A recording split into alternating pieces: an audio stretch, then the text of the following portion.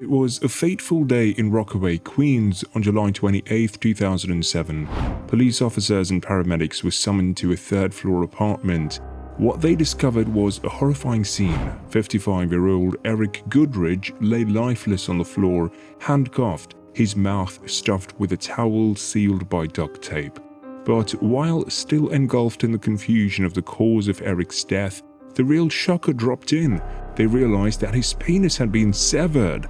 Join me on this journey as we explore this harrowing tale of vengeance and desperation. And if you're new here, make sure to subscribe to this channel and ring the bell to never miss an update whenever we post. So let's get started with the video. June 6, 1981, a bouncing baby girl, Bridget Harris, was born in Staten Island, New York. Her parents, Eric Goodridge and Lucy Annie Harris, were immigrants from Liberia. Eric was a man respected for his many businesses, ranging from an import-export company to a record store and even a travel agency. His wife Lucy was already a mother of two when they met, and they went on to have 4 children together. However, when Bridget was born, Eric denied her paternity, claiming that she was not his child. This forced Lucy to separate from Eric and start raising 6 children alone. She faced an unimaginable struggle in raising all the children with no stable source of income. In 1983, when Bridget was just 2 years old, Lucy left for Liberia to attend her grandfather's funeral, unable to return again due to her immigration status. Life became tougher for the 6 children as they were now forced to fend for themselves. They bounced between foster homes but eventually landed with Eric and his new wife. Unfortunately, in 1990, Eric took a temporary job in Liberia, leading to his new wife filing for divorce. The children found themselves living with relatives, including the mean and hateful grandmother in Providence, Rhode Island. Bridget's childhood was marked by cruelty and injustice. Her grandmother subjected her to brutal beatings, humiliation, and even physical abuse with red pepper sauce on her bruised body. The pain and suffering she endured were unimaginable. In 2007, Bridget finally found solace, a place of her own, free from the shackles of her painful past. She'd forged new friendships and was working as a security guard at JFK Airport. Her father, Eric, was but a distant memory until a fateful call disrupted her newfound peace. Eric, ailing and seeking medical treatment, returned to the US in June 2007. His daughter Carlene opened her doors to him, but Bridget's unease grew as he moved in with her sister. Bridget had no interest in reconciling with her father, who had inflicted years of unspeakable horrors upon her. She wanted nothing to do with him, and her anger worsened by the day. But you're probably wondering why a daughter would become so agitated with her father to the level of cutting ties with him, right? Well, there is more to just being abandoned by her father. Behind closed doors, Eric was a monster, hiding his heinous acts beneath a facade of respectability. Though respected in the community, Eric sexually assaulted her daughter, Bridget, raping her countless times since she was 3 years old. The abuse continued through her childhood and teenage years, escalating in brutality. Bridget had bravely fought off her father during his last attempted assault, but the emotional scars ran deep. In a desperate move, she left Liberia for good, distancing herself from her father, but haunted by the knowledge that her younger sister and even her niece might become victims too. Her efforts to bring this to a close were unfruitful. She had revealed this assault to her mother Lucy, who sought for help from a pastor. Yet this trusted man of God chose to look the other way, leaving Bridget to suffer in silence. Several years had gone by and Bridget was now a mature woman, yet Eric was back in the picture, wanting to make amends. Her sister Carlene tried to bridge the gap, inviting her for a family dinner where their father would apologize. But as Bridget arrived and witnessed her father's disturbing actions, the floodgates of anger opened. Eric was bouncing her niece on his leg. This reminded Bridget of the exact act she went through before she was assaulted by the man. Worse yet, he wanted to take Carlene's daughter back to Liberia with him. Bridget couldn't let history repeat itself. She couldn't allow her nieces to suffer the same horrors that she endured.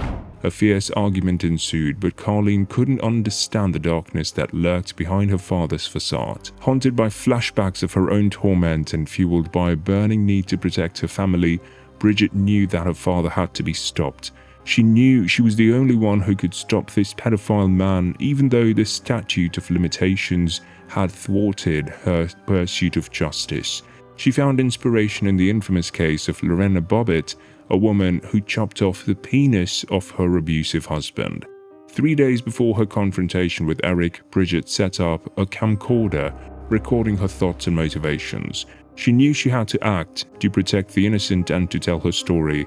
She invited her father to her apartment, ready to confront the torment of her past. She wanted Eric to understand that his actions were not normal and that what he did was unequivocally wrong. As the conversation unfolded, Eric's responses were chilling.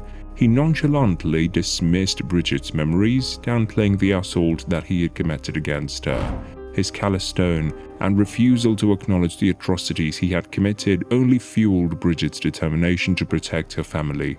Bridget pleaded with her father not to take her nieces to Liberia, sensing his sinister intentions, but Eric remained unrepentant, denying any wrongdoing and pushing Bridget to the brink. As the confrontation escalated, Bridget realized she couldn't rely on change or redemption from this predator. Her rage boiled over as she decided to take a drastic action. She sprayed her father with pepper spray in a desperate struggle for control. They fought fiercely, ending up on the floor. Eric lost consciousness, leaving Bridget in a panic.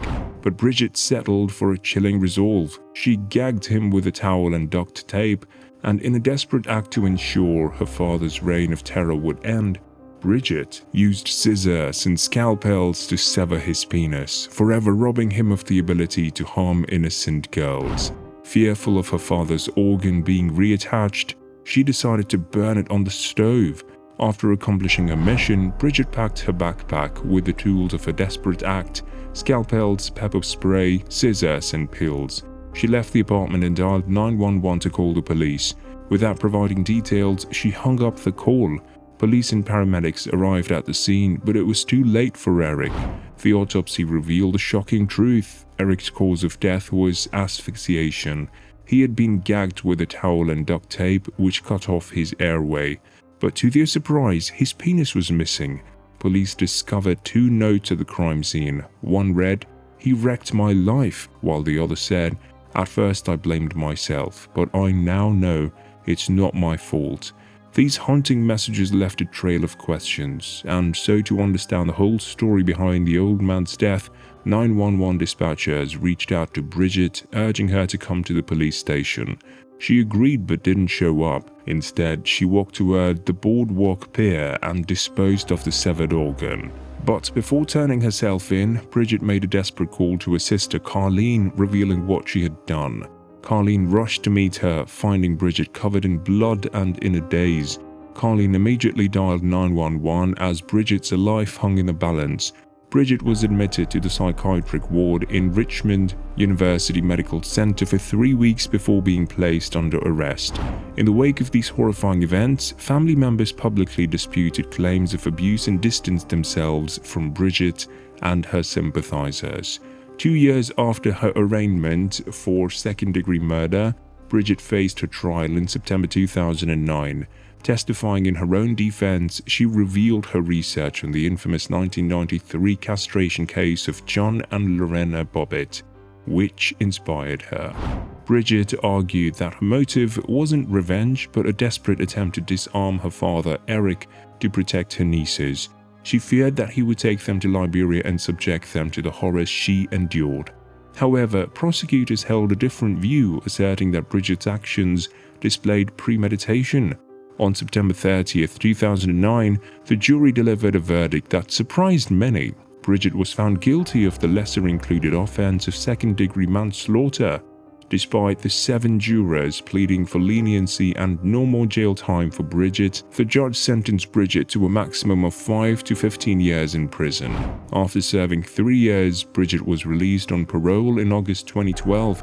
Since then, she's worked with advocacy groups like Steps to End Family Violence, delivered food for DoorDash on her bike, and volunteered with Rescuing Leftover Cuisine.